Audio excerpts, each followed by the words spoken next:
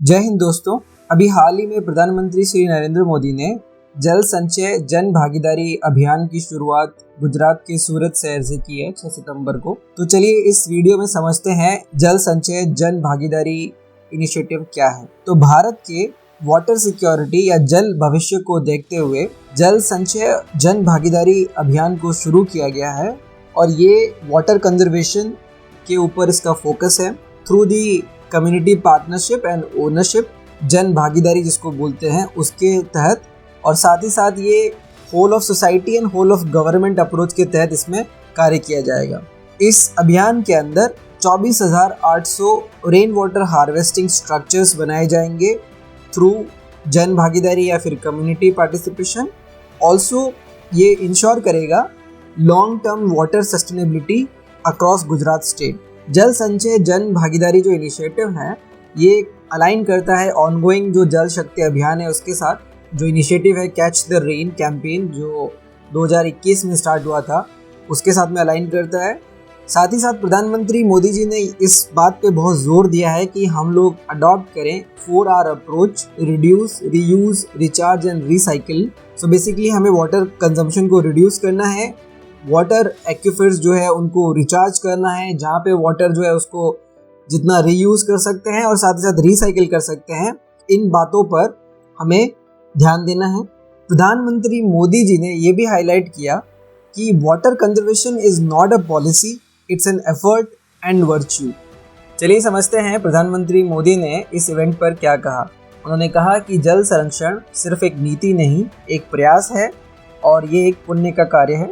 और भारतीय ऐसी संस्कृति से हैं जो जल को भगवान का रूप, नदियों को देवी और सरोवरों को देवताओं का निवास स्थान मानते हैं। जल संरक्षण, प्रकृति संरक्षण, ये सारे भारतीय की सांस्कृतिक चेतना का हिस्सा हैं।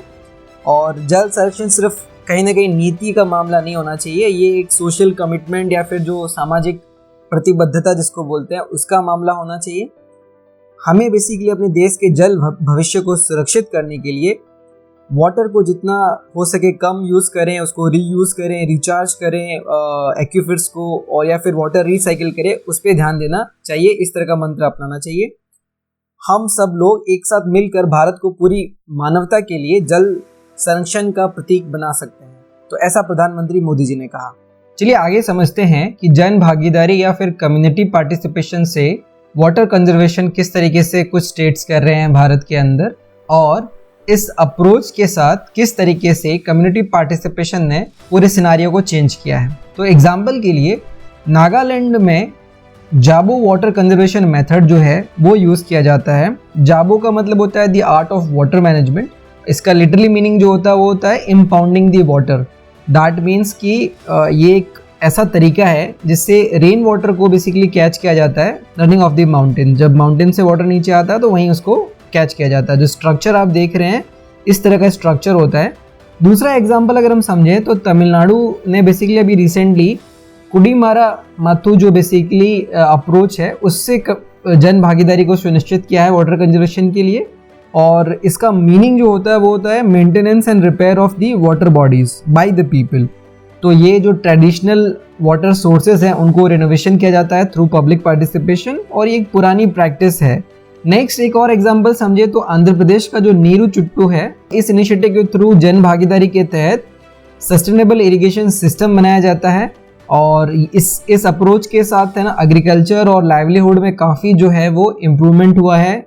एक और एग्जांपल अगर जन भागीदारी का समझे वाटर कंजर्वेशन में तो लद्दाख में जिंक्स वाटर हार्वेस्टिंग स्ट्रक्चर्स जो बनाए जाते हैं, और ये स्मॉल टैंक्स होते हैं जो बेसिकली जो ग्लेशियर्स हैं उसका मेल्टेड वाटर जो होता है उसको स्टोर करते हैं।